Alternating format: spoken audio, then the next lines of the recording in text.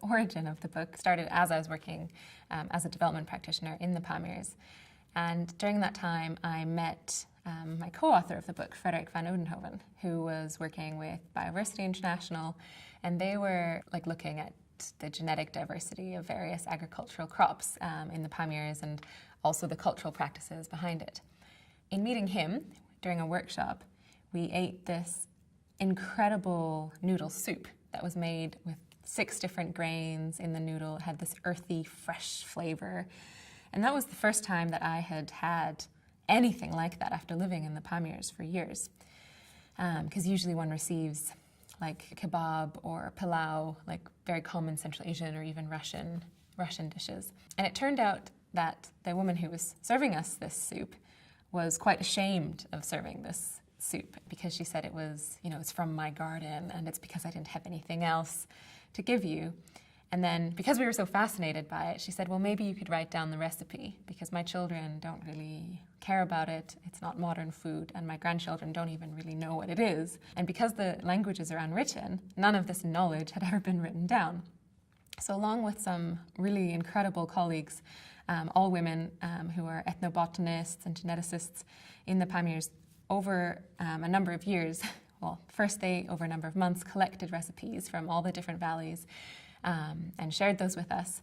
And then Frederik and I returned. We both gave up our respective jobs and turned to every valley and looked for those people who had given recipes and showed up at their doorsteps and asked, could we make this together? And so that's how the book started. It started as a recipe book, but we found out when you talk about food, you talk about life.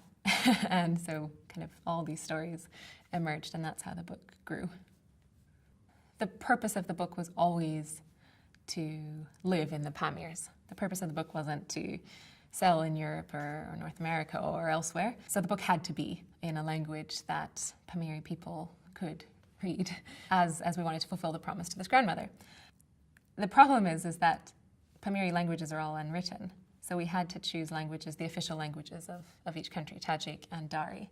But so that was always a non-negotiable for us. It made publishing a nightmare. We're very lucky that a publisher took us on in the end. It also made the book massive. The most important element for us was that it could be used by the grandmothers and mothers and all the other cooks in the Pamirs. There were many moments where we thought this wasn't going to happen.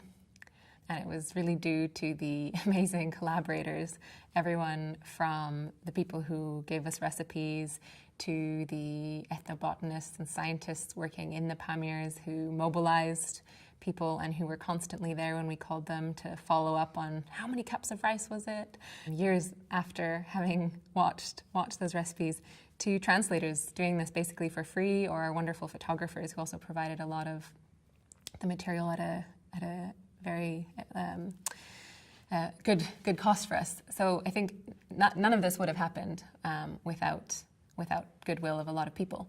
I think one of the major challenges was it was actually very hard to get the funding that we needed to make this happen. As I said, of course, all of us, Frederik and myself, were certainly doing this for with no financial benefit behind it at all. But everyone else was doing it largely in that way as well. But at the same time, just the production cost of the book and the fact that we wanted to bring it back to the Pamirs required significant, it required money that we didn't have to fund. So that was a big challenge because we kind of thought this is a project that makes sense. It's celebrating the cultural diversity and the preserving in many ways also the biodiversity of the Pamirs, which is so valued and cherished, and also really promoting the region. So we found it a bit frustrating that it was so difficult to kind of cobble together the necessary funding that we needed to be able to bring this book back to the Pamirs. That was an incredible experience, and I'm often worried that no experience I have in my life is ever going to, amount to that. And so when it finally got there, it was quite a trek. Had to go overland from Europe, 2,000 copies, 3 kilos each. It was a struggle to get it even into the country, and then where to store it, and then bring it to the Pamirs. But once it was there, and we kind of by hand, we're loading it out, we brought it back to a few different villages, first with contributors to the book who really contributed a lot. And I think there's a lot of amazing responses, but one of them was there was a kind of an old man looking through every page. You know, he was just looking at the photographs, recognizing people, reading both the Tajik and Dari. He could actually read both scripts, and he just looked up after an hour and he said, "How did you capture this knowledge that so far has only existed in our hands?"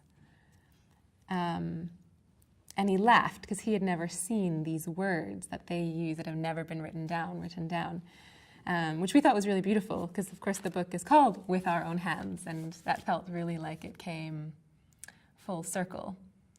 And, you know, he also then, in that group of people, we were sitting around eating some amazing food, and they then asked us, why is it, you know, we're a bit ashamed that it was foreigners who wrote this book and not us as Pamiri people. And we actually wrote it always as a we perspective, we being all the contributors to the book. But that was an interesting reflection in itself, and I've been thinking about that a lot. And what I responded there was, well, in a way, it often takes an external perspective to see what is really special or valuable. If it's something that you live with every day, maybe it's easy to take for granted. I know I do that in my own life. But I think the second thing as well is the Pamirs seem so far away and distant and remote, but it's certainly a place that lives within my heart, and I feel almost as much Pamiri as I do anything else. And I want my children to grow up in a place that has the languages and the culture and the biodiversity that exists in the Pamirs, and it's really at a risk of being lost. So if the book was a small step in celebrating that, not just to preserve it, but really, actually, as the Prince of Wales kindly wrote in the foreword, it's a living monument that will hopefully inspire alternative pathways that have yet to be imagined for the future.